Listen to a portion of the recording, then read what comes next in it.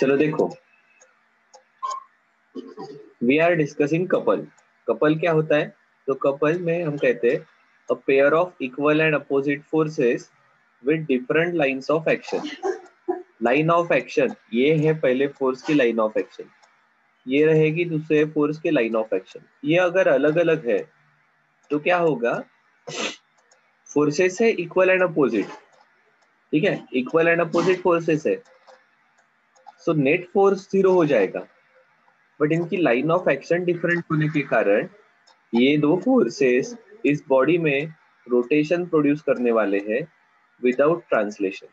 Because translation के लिए net force चाहिए, रोटेशन के लिए नेट टॉर्क चाहिए, ठीक है। सो यहाँ पर कपल, या जिसे कभी टॉर्क भी कहा जाएगा, इसे अपन कहते हैं couple equal to force into perpendicular distance between line of action of forces, ठीक है। तो यहाँ के टिपिकली इस केस में जो हमने यहाँ पर दिखाई है, यहाँ पर कपल आ जाएगा force into 2l cos theta. This will generate rotation, this will generate rotation, ठीक है। अब देखो, अगर ये कपल ध्यान में आ गया तो हम थोड़ा इक्विलिब्रियम ऑफ रिजिड बॉडीज की तरफ जाते हैं।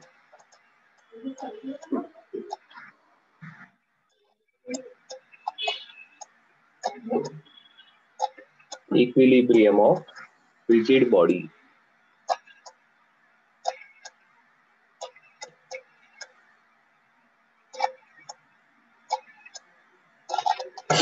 हमने इसके पहले कहा था in case of particle, the particle will be in equilibrium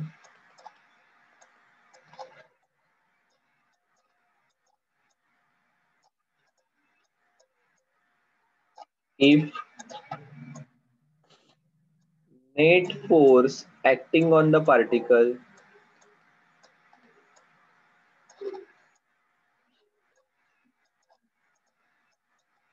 is zero,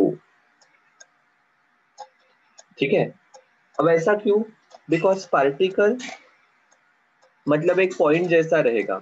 अब यहाँ पर कोई भी फोर्सेस लगेंगे, कितने भी फोर्सेस लगेंगे, तो they are acting through same point, they are acting through same point, ठीक है।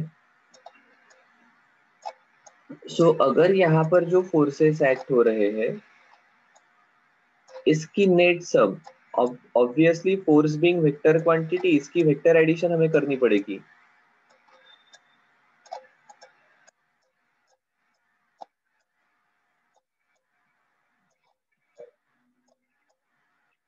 If F1 bar plus F2 bar plus F3 bar plus F4 bar plus F5 bar is equal to 0, that is summation of Fi, I की value होगी 1 to n equal to 0, ठीक है। But अब इस particle के जगह rigid body आ गई। Rigid body मतलब सिस्टम ऑफ पार्टिकल्स, बहुत ज्यादा पार्टिकल्स अगर ऐसे आ गए तो ये जो फोर्सेस है दे मे और may not act on same particle, they will act on different particle, और ऐसे केस में फिर हमारे इक्विलिब्रियम की कंडीशन बदल जाती है, ठीक है। तो देखो मैं लिखता हूं, in case of rigid bodies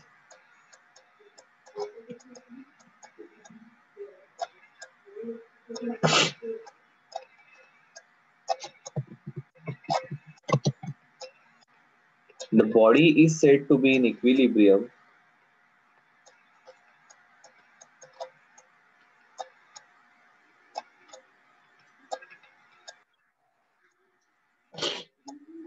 if both its linear momentum and angular momentum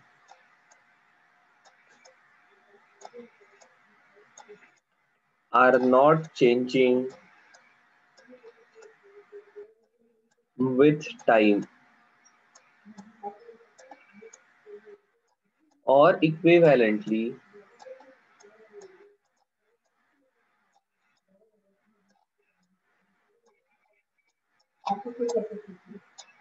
the body has neither linear acceleration और angular acceleration.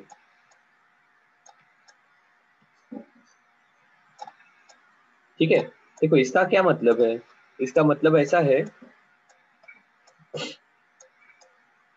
Linear momentum and angular momentum are not changing with time.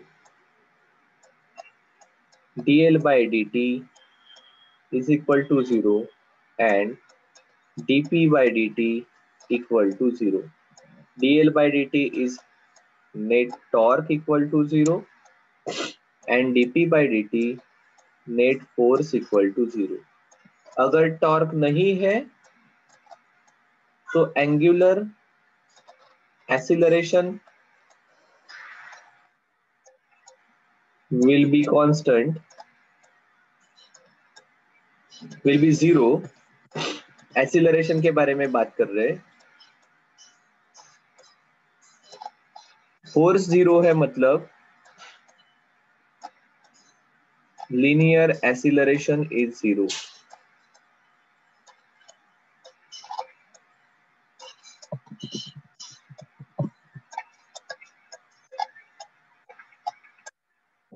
ठीक है, सिर्फ यहाँ पर net force and not net torque है। इसका मतलब summation T I equal to 0 and summation F I equal to 0। Particle के लिए सिर्फ एक कंडीशन रहती है, हमारे रिजिड बॉडी के लिए ऐसे दोनों भी कंडीशन रहेगी। ठीक है,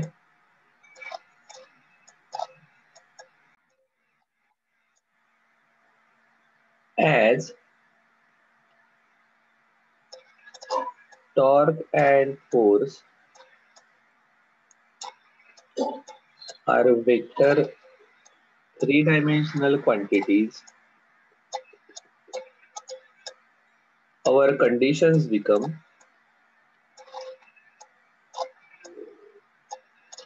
our conditions will be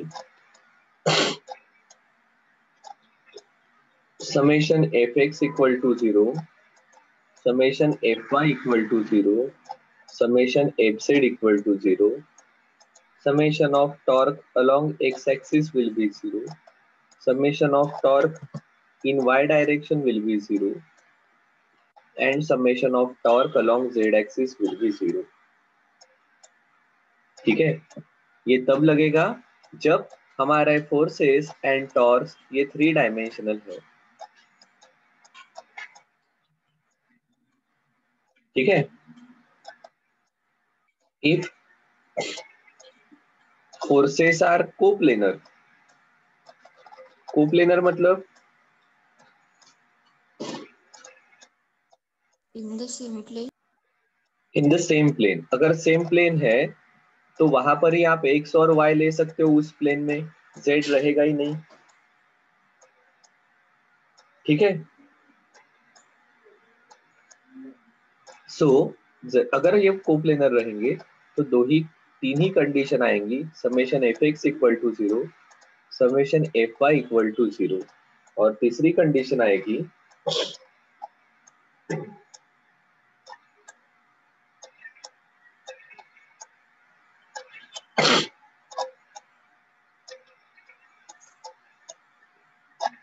दो conditions,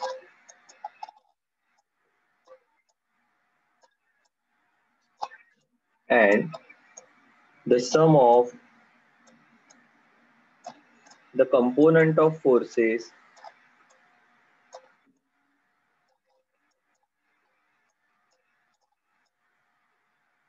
some of component of torque, ये तो फोर्सेस की कंडीशन हो गई, अभी टॉर्क की कंडीशन चाहिए।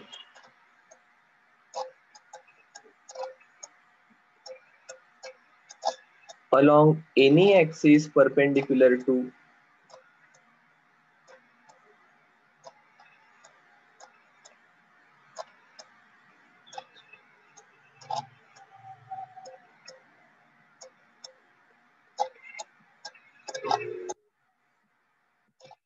must be zero। ठीक है, if sum of component of torques along any axis perpendicular to plane of forces must be zero। बस ये तीन कंडीशन रहेगी। ठीक है, these are two conditions।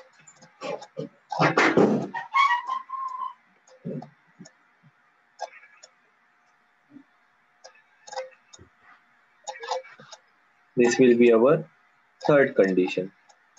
अब ये न्यूमेरिकल्स के थ्रू हम अच्छे से समझ लेंगे हमारा कहना क्या है। ठीक है, in general unlike particles where net force is zero, that is summation fx equal to zero, summation fy equal to zero, summation fz equal to zero, is enough to say that body is in equilibrium for a three-dimensional, that is three-dimensional body, or a system of particles.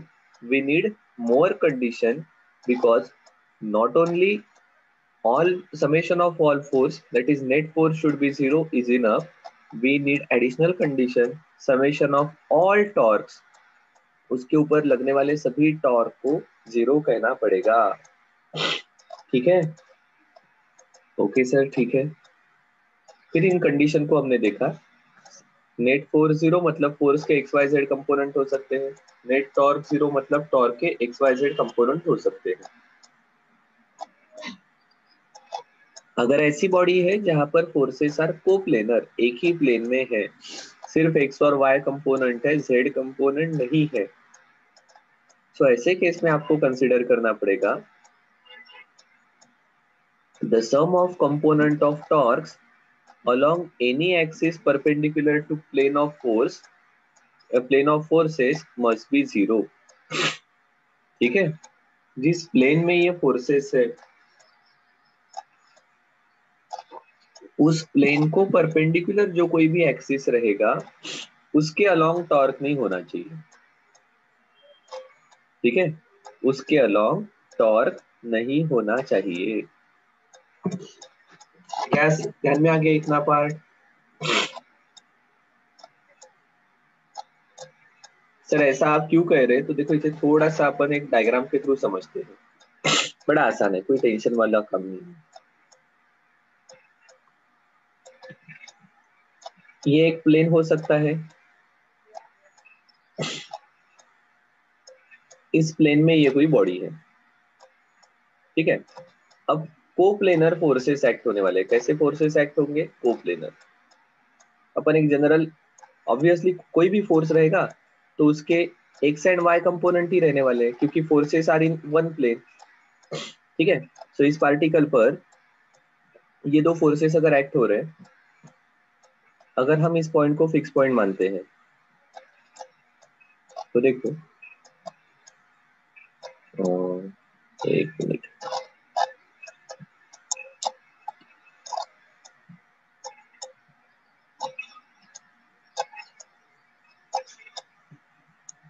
तो दूसरा force हमने दिखाया था,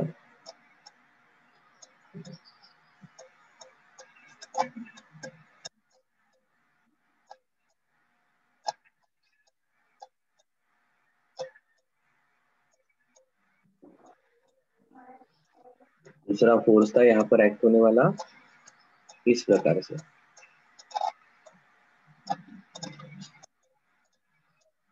ठीक है, इसे मैं इधर लेकर आया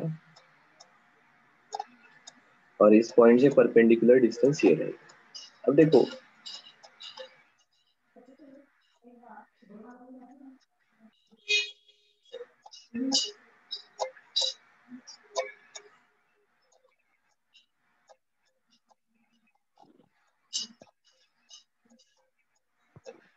परपेंडिकुलर टू ईच अदर ले लेते,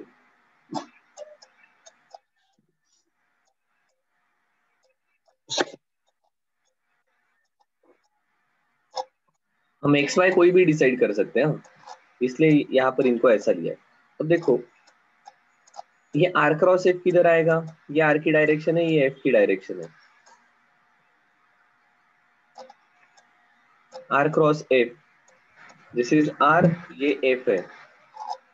आर से एफ की तरफ जाते हो तो कहां पर आएगी डायरेक्शन, अंदर जाने नीचे वाली, में। हाँ ठीक है, into the plane of paper या into the plane of screen, अंदर जाने वाली डायरेक्शन रहेगी ये। अंदर जाने वाले डायरेक्शन को इस प्रकार से देते हैं, एरो अंदर जा रहा है, पीछे वाला पार्ट दिख रहा है। यहाँ पर कैसा रहेगा, ये आर है, ये एफ है। आर से एफ की तरफ जाओ, डायरेक्शन कहां पर आएगी, आउटवर्ड। आउटवर्ड। इसको एरो के पॉइंट से बताते हैं। एरो का पॉइंट मतलब सामने वाली टिप सिर्फ एक पॉइंट दिखाई देगा। सो द पॉइंट इज, ये दोनों टॉर्क जो है उनकी डायरेक्शन तो इस प्लेन को परपेंडिकुलर ही आ रही है ना।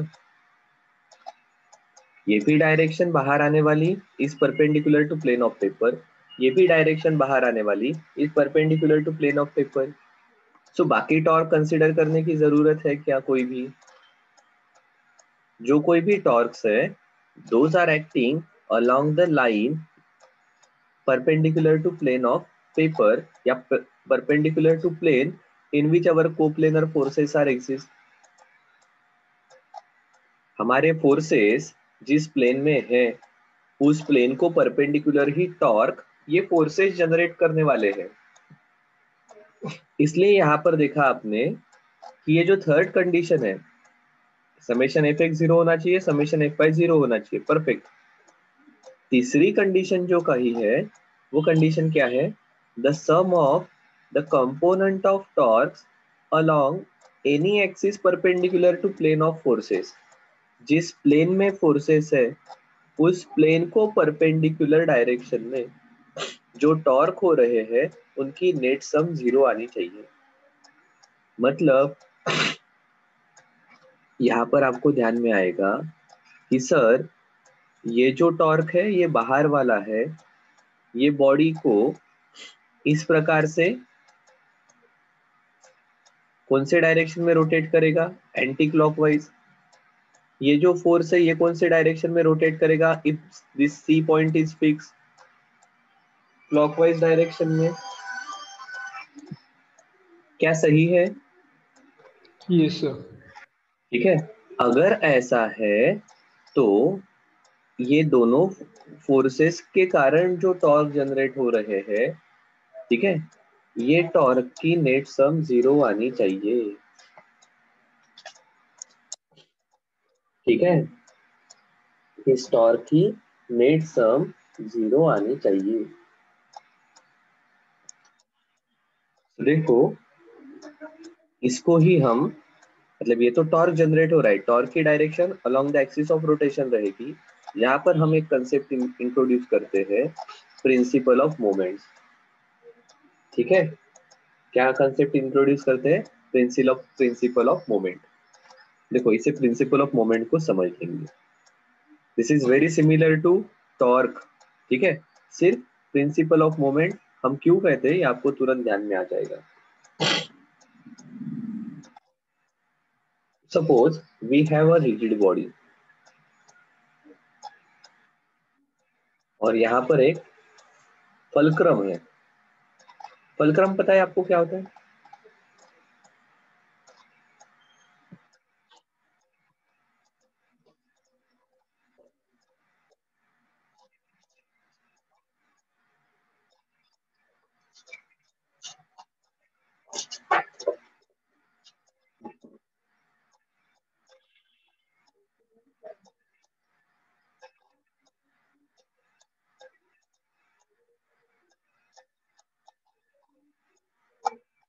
ठीक है।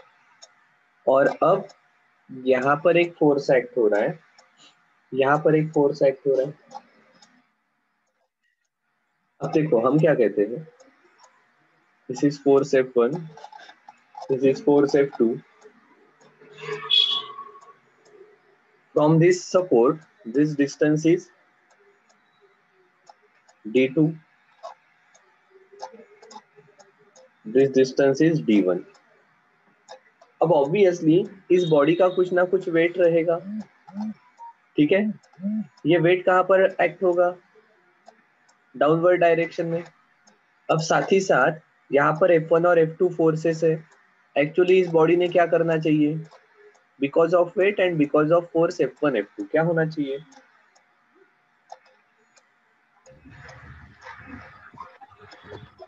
weight W which should be equal to mass into m into g.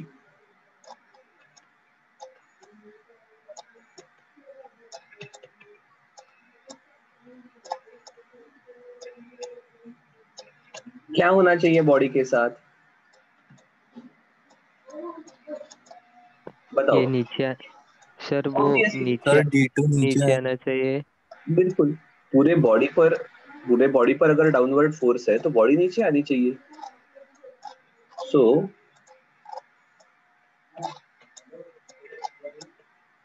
Body should move downward, जो नहीं होगी, क्यों नहीं होगी,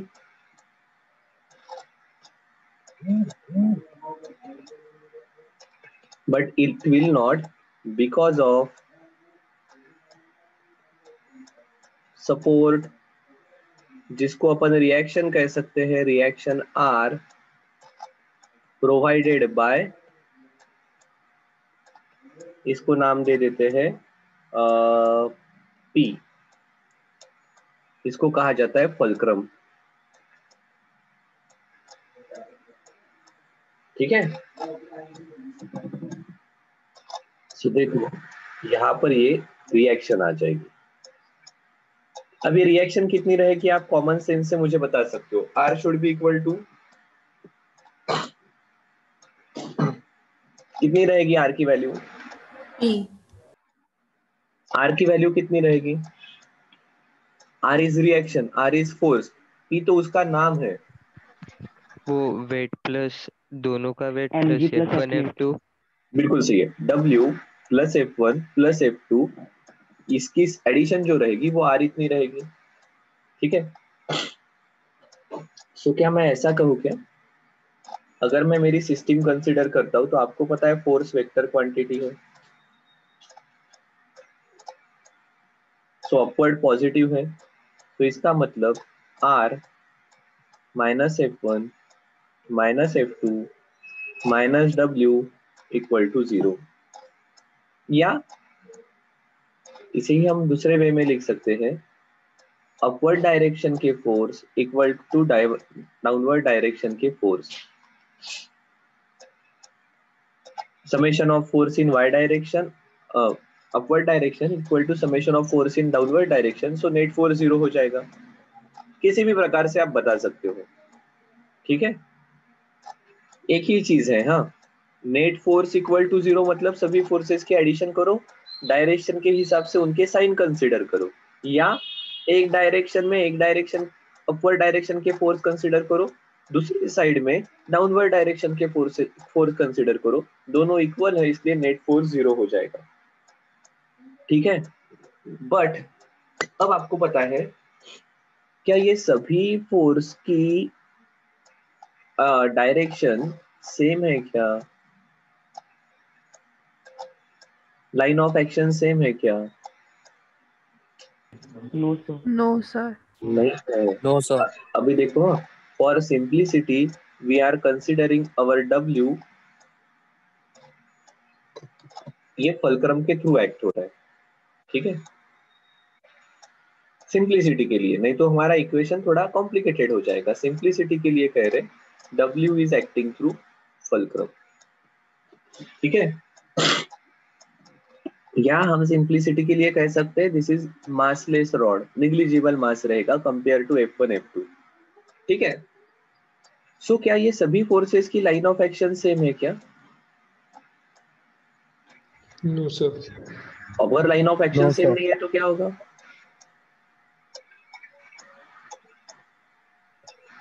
कुछ ना कुछ मूवमेंट होगा सर, लेकिन F2 कैंसिल नहीं होंगे। फोर्सेस तो कैंसिल हो गए, ठीक है, नेट फोर्स 0 हो गया, ठीक है, नेट फोर्स 0 हो गया, ठीक है, बट क्यों जीरो हो गया? क्योंकि रॉड पर लगे हुए फोर्स डाउनवर्ड डायरेक्शन के है, this fulcrum P is fix, ये इसे जाने नहीं दे रहा है, सो इसकी ट्रांसलेशन मोशन नहीं हो रही है। पक्का? हाँ सर ये तो ठीक है, बट ये F1 F2 की लाइन ऑफ एक्शन सेम नहीं है, तो इसके कारण क्या इसकी रोटेशन जनरेट हो, रोटेशनल मोशन होगी क्या? This is Yes, like sir. Fix point. अब फिक्स पॉइंट से फोर्स का परपेंडिकुलर डिस्टेंस जो होता है इनटू फोर्स, ये क्या टॉर्क जनरेट करता है? सो आप बिल्कुल पक्के से कहोगे सर ये F1 है, ये इसे इस प्रकार से रोटेट करने की कोशिश करेगा काउंटर क्लॉकवाइज डायरेक्शन में, एंटी क्लॉकवाइज डायरेक्शन में, ठीक है, और ये F2 जो है ये इसे क्लॉकवाइज डायरेक्शन में रोटेट करने की कोशिश करेगा। ठीक है, क्या सही है क्या? ठीक है, अगर ये सही है, so now we have to consider moment of force. Moment of force मतलब ही टॉर्क। सो देखो यहाँ पर ये F1 is trying to rotate this body in anti-clockwise direction, और हम कहते हैं anti-clockwise is positive and clockwise is negative। ठीक है, और इसलिए कहेंगे यहाँ पर जो मोमेंट ऑफ फोर्स है, ठीक है,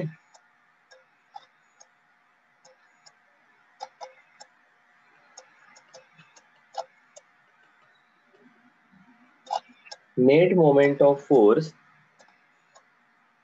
ये कितनी होनी चाहिए? ये होनी चाहिए anti clockwise positive, that is F1D,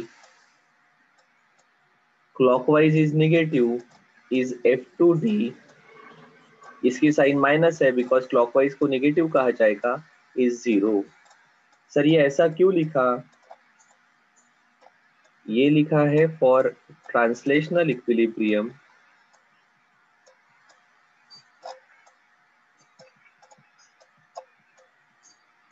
ये लिखा है for rotational equilibrium.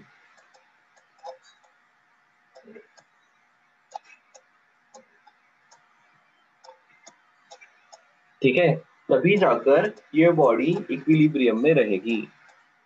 Sir are and W को क्यों कंसीडर नहीं किया? कौन बता सकता है आर एंड डब्ल्यू को क्यों कंसीडर नहीं किया? सर वो कैंसिल हो रहे, क्यों कैंसिल हो रहे हैं? लाइन ऑफ एक्शन सेम है सर। तो क्या होगा? आर एंड डब्ल्यू का मैग्नीट्यूड इक्वल नहीं है। आर एंड डब्ल्यू का मैग्नीट्यूड इक्वल नहीं है सर। आर एंड डब्ल्यू को इसलिए कंसीडर नहीं किया, उनका फिक्स पॉइंट से डिस्टेंस जीरो है। R into zero will be zero, W into zero will be zero. They are acting along the fix point, so वो रोटेशनल इफेक्ट प्रोड्यूस करेंगे क्या? नहीं करने वाले हैं। ठीक है, ये रोटेशनल इफेक्ट प्रोड्यूस नहीं करने वाले हैं, इसलिए आर एंड डब्ल्यू को कंसीडर नहीं किया। आया है क्या ध्यान में? Yes, sir. Sir yes sir. Sir इसका मतलब क्या एक फोर्स से काम चल नहीं सकता क्या? मतलब दोनों फोर्सेस ना जरूरी है क्या ये निकालने में? नहीं, एक फोर्स से भी हो सकता है,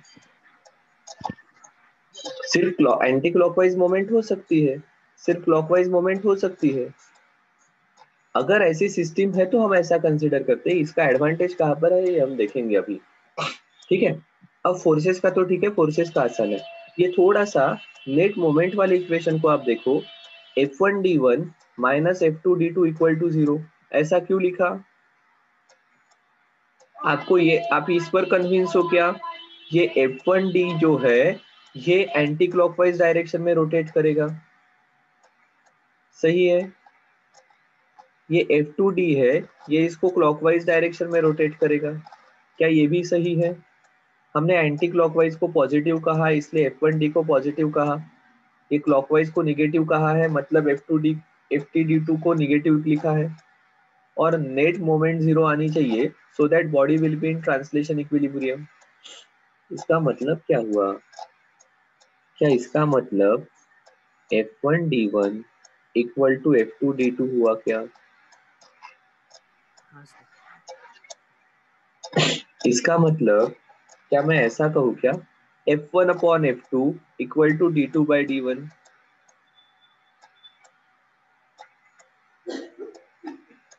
ठीक है, देखो अब इधर देखते हैं, अब इसे मैथमेटिकली जरा समझ लेते हैं अपन क्या कह रहे हैं।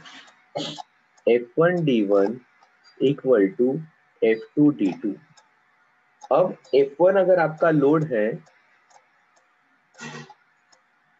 और D1 अगर आपका लोड आर्म है, तो F2 को आपको कहना पड़ेगा effort into effort arm. Sir ये आपने क्या लिखा? एक मिनट में बताता हूँ तुरंत। ये सिचुएशन आपने बहुत बार देखी होगी।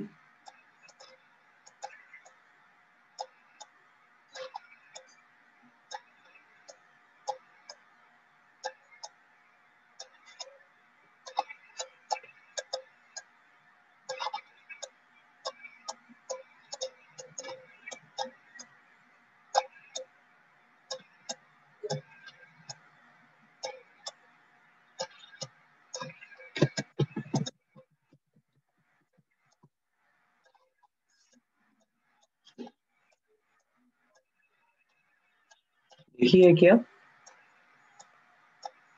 Yes sir. कहाँ पर देखी है?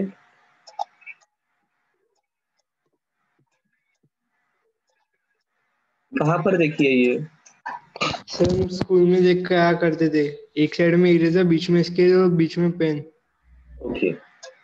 या कोई भी बडा पत्थर अगर निकालना है, एखादी गोष्ट काढायची असेल, तर आपण या प्रकारे इस चीज को यूज करते हैं। हेवी पत्थर उठाना है, नॉर्मल केस में नहीं उठेगा। फिर आपने क्या किया, ये हेवी लोड जो है ना, ये ऐसे फिक्स पॉइंट के पास में रखा। सो ये डिस्टेंस हो गया हमारा लोड आर्म, और ये एफर्ट आर्म हो गया। ठीक है, load arm, F1 weight, this is D1, this is D2, ये हमारा एफर्ट आर्म है। ठीक है, तो यहां पर क्या हो जाएगा, F1D1 इक्वल टू F2D2। ठीक है, यहां पर देखो F1 upon F2 equal to D2 bye D1। F1 क्या है? Load upon effort. D2 क्या है? Effort arm. D1 क्या है? Load arm.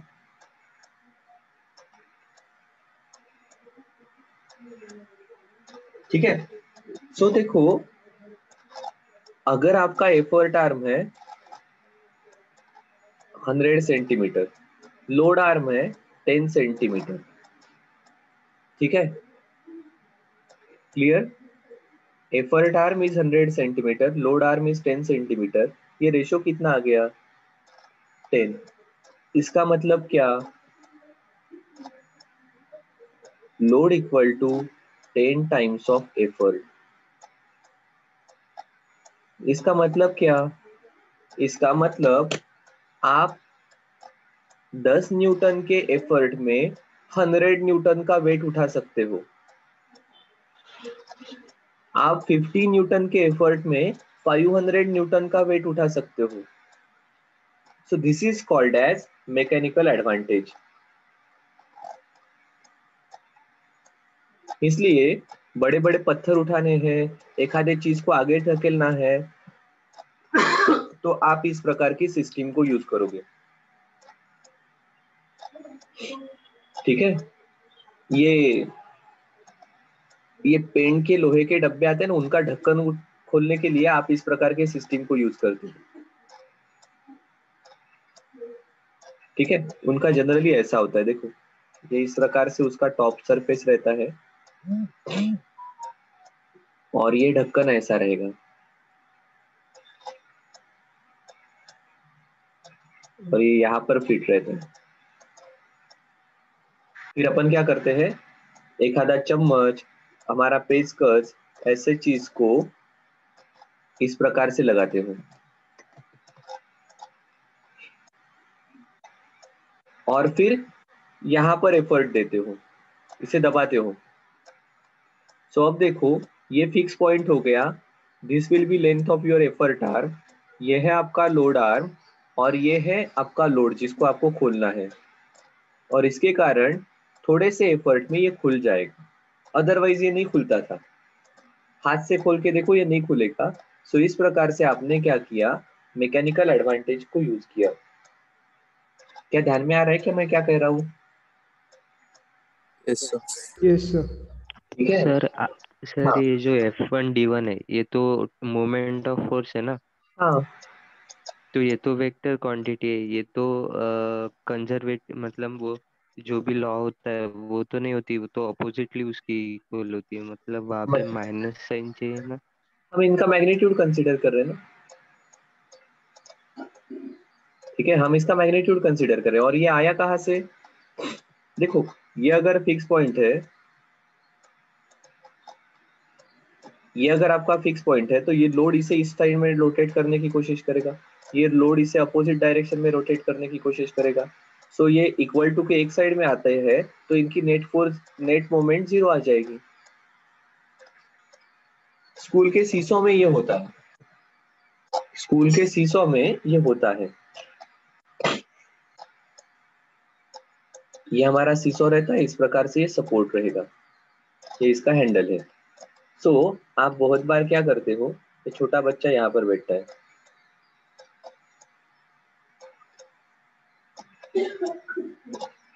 ठीक है, और अब आप यहां से पकड़कर ही, क्योंकि आप बड़े हो,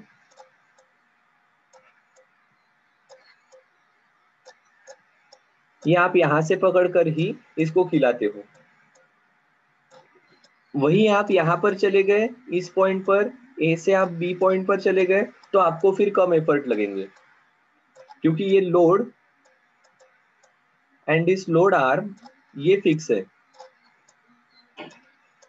अब आपको यहाँ से ही, मतलब आपका एफर्ट आर्म छोटा हो गया तो आपको एफर्ट ज्यादा लगाना पड़ेगा, अगर आपने एफर्ट आर्म बढ़ा दिया तो आपका कम एफर्ट में भी काम हो जाएगा। ठीक है, इसलिए अगर आपको छोटे बच्चे के साथ सीसॉ खेलना है ना, तो आपको यहाँ पर नहीं, यहाँ पर बैठना पड़ेगा, फिर आप उसके साथ सीसॉ खेल सकते हो, which is otherwise not possible. क्योंकि अगर आप यहाँ पर बैठ गए तो आपका, आपके कारण जो मोमेंट जनरेट हो रही है वो ज्यादा रहेगी, इसके कारण जो मोमेंट जनरेट हो रही है वो छोटी रहेगी और ये हमेशा ऊपर ही रहेगा, आपका मैग्नीट्यूड बहुत ज्यादा रहने वाला है। इसे कम करने के लिए आप आगे आगे आ जाओ, डी कम हो गया आपका, आपका डी कम हो गया, आप ए पॉइंट पर आ गए तो आपके कारण जनरेट होने वाला मोमेंट है वो भी इसके इक्वल हो जाएगा, आप दोनों बैठकर सीसॉ खेल सकते हो। This is possible. क्या सही है? Yes sir. ठीक है, इस प्रकार की एक वेइंग स्केल भी आपके फिजिक्स के लैब में रहेगी। एक आधे ऑब्जेक्ट का जिसका वेट आपको निकालना है वहां पर इस प्रकार की स्केल भी रह सकती है। जनरली क्या होता है, इस प्रकार से एक वर्टिकल बीम रहेगा और यहाँ पर यह हॉरिजॉन्टल स्केल रहेगी। जनरली ये डिस्टेंस फिक्स रहता है, यहाँ पर आपका लोड लगाओगे आप,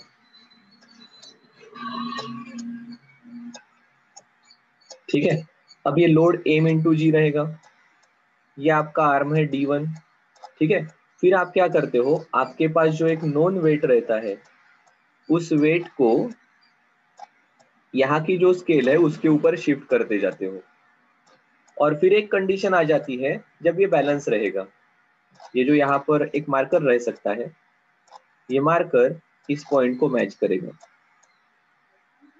ठीक है। अदरवाइज अगर लेफ्ट हैंड साइड ज्यादा है तो ये नीचे जाने वाला है, ये मार्कर लेफ्ट में टिल्ट हो जाएगा।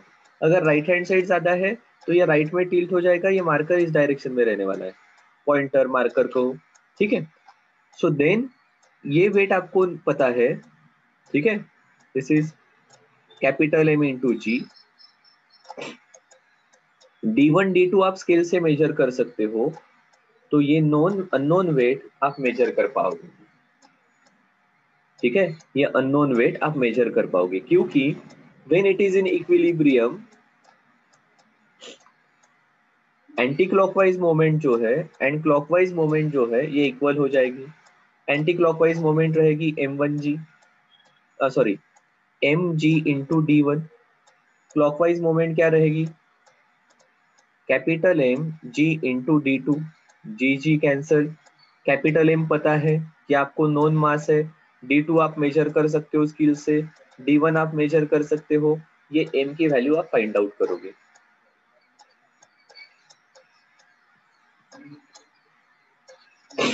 सो इस प्रकार से ये प्रिंसिपल ऑफ मोमेंट वाला कंसेप्ट आपको अननोन मास मेजर करने के लिए भी यूजफुल होता है। एंड इसके पहले वाला जो पार्ट देखा, F1 upon F2 equal to D2 by D1, that is load upon effort equal to effort arm upon load arm, इसे कहा जाता है मैकेनिकल एडवांटेज, इसे कहा जाएगा मैकेनिकल एडवांटेज। क्या सही है क्या?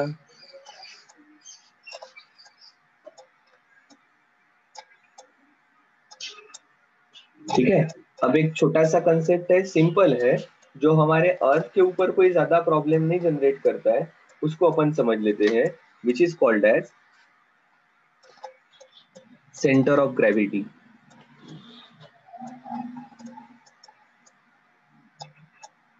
मैं पहले डिफाइन करता हूं फिर आपको एक्सप्लेन करता हूं।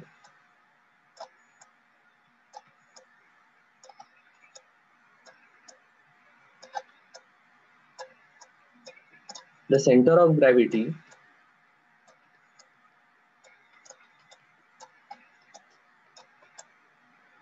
इसे प्यार से CG कहते हैं, of a body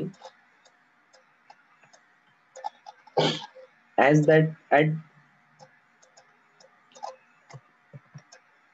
is that point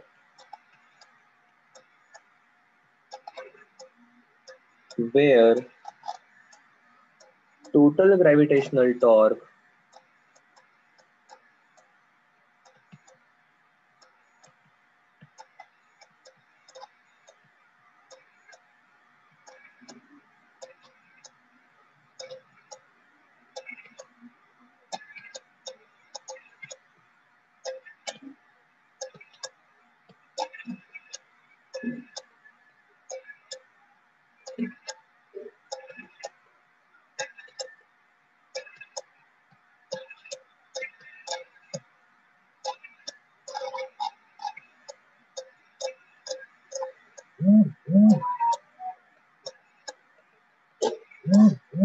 total gravitational torque, that is total gravitational moments produced by all particles of body situated at different position on the body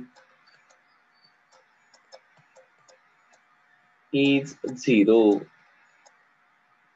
so मतलब क्या कहना है सर आपका? मेरा कहना है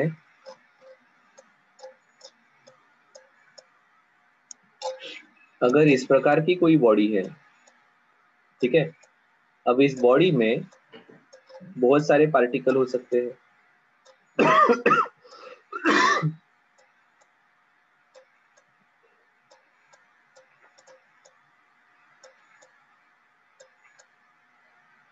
अब इन सभी पार्टिकल का कोई ना कोई मास है, रहेगा ना। नंबर कम कर देते सो दैट दिखने के लिए आसान हो। This is m1g in downward direction, this is m2g in downward direction, m3g in downward direction, m4g in downward direction। अगर मैंने इसे किसी भी एक पॉइंट पर सपोर्ट कर दिया,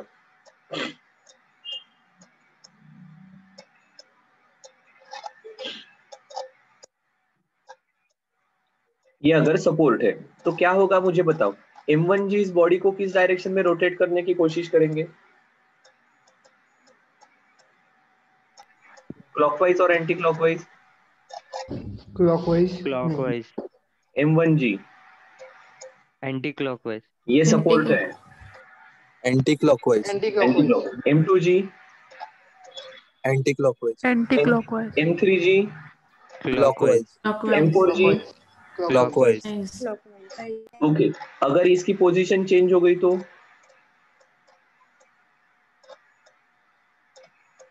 m1g, anti clockwise. Anti clockwise. m2, m3, m4g ये क्लॉकवाइज। सभी क्लॉकवाइज। क्लॉकवाइज। सो बेसिकली आपको ध्यान में आ जाएगा, अगर ये सपोर्ट वाला पॉइंट बदलता है तो ये जो सभी पॉइंट मासेस है, इनके कारण जो मोमेंट प्रोड्यूस हो रही है उनकी डायरेक्शन चेंज हो सकती है। सही है? Yes sir. यस जैसे m2g की यहाँ पर हुई। अब देखो, ये सभी जो फोर्सेस है, it is because of gravitational force of earth acting on the particles of the body. फिर से सर, ये सभी जो फोर्सेस है, ये फोर्सेस एक्चुअली उन पार्टिकल का वेट है। This is because of gravitational force और acting on those particles of the body. So इसके कारण जो टॉर्क जनरेट होगा उसको हमने ग्रेविटेशनल टॉर्क कहा है।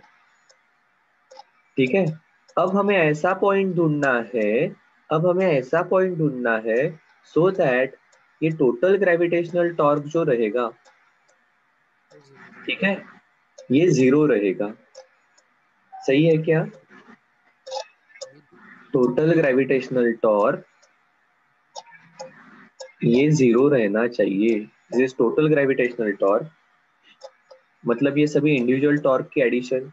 पर ये सभी इंडिविजुअल टॉर्क कैसे रहने वाले हैं? पार्टिकल की लोकेशन इनटू वहां का वेट, ये सब 0 होना चाहिए। ऐसे पॉइंट को जहां से हम ये r डिस्टेंस काउंट करने वाले हैं ऑफ ईच पार्टिकल, इसे कहते हैं सेंटर ऑफ ग्रेविटी। ठीक है, इसको हम कहेंगे सेंटर ऑफ ग्रेविटी। अब आप यहाँ पर कहोगे सर ये g की वैल्यू तो सब जगह पर सेम रहेगी, a body is small and near the surface of अर्थ। सही है क्या? अर्थ के सरफेस पर छोटी सी बॉडी है तो g तो सब जगह पर सेम रहेगा। g सेम रहेगा, कांस्टेंट है, तो मैंने इसे बाहर निकल लिया, इधर राइट हैंड साइड में लेकर गया तो 0/g इज 0। इसका मतलब ये समेशन आ रहा है इनटू mi आ गया, बट समेशन आ रहा है एंड mi, ये तो मेरा सेंटर ऑफ मास वाला इक्वेशन है। ठीक है, इसलिए सेंटर ऑफ मास ये g पॉइंट पर ही रहेगा for smaller bodies on the surface of earth. ठीक है, क्यों? Because this is just distribution of mass. Mass किस प्रकार से डिस्ट्रीब्यूशन है, हमें ऐसा पॉइंट ढूंढना है जहां से ये मास का डिस्ट्रीब्यूशन ये यूनिफॉर्म है। उस पॉइंट को हमने सेंटर ऑफ मास कहा है। इसलिए for smaller bodies centre of mass will coincide with centre of gravity, और centre of gravity will coincide with centre of mass. कहां पर? ऐसे जगह पर जहां पर ग्रेविटी यूनिफॉर्म है या जहां पर ग्रेविटी नहीं है। स्पेस में चले गए, वहां पर ग्रेविटी नहीं है, तो ऐसे जगह पर जहां पर आइदर जी की वैल्यू यूनिफॉर्म है या g acceleration due to gravity negligible है, 0 है, ऐसे जगह पर centre of mass will coincide with centre of gravity. ठीक है, इसलिए आप अर्थ पर देखोगे हमारे अर्थ पर centre of mass and centre of gravity ये कोइंसाइड हो गए।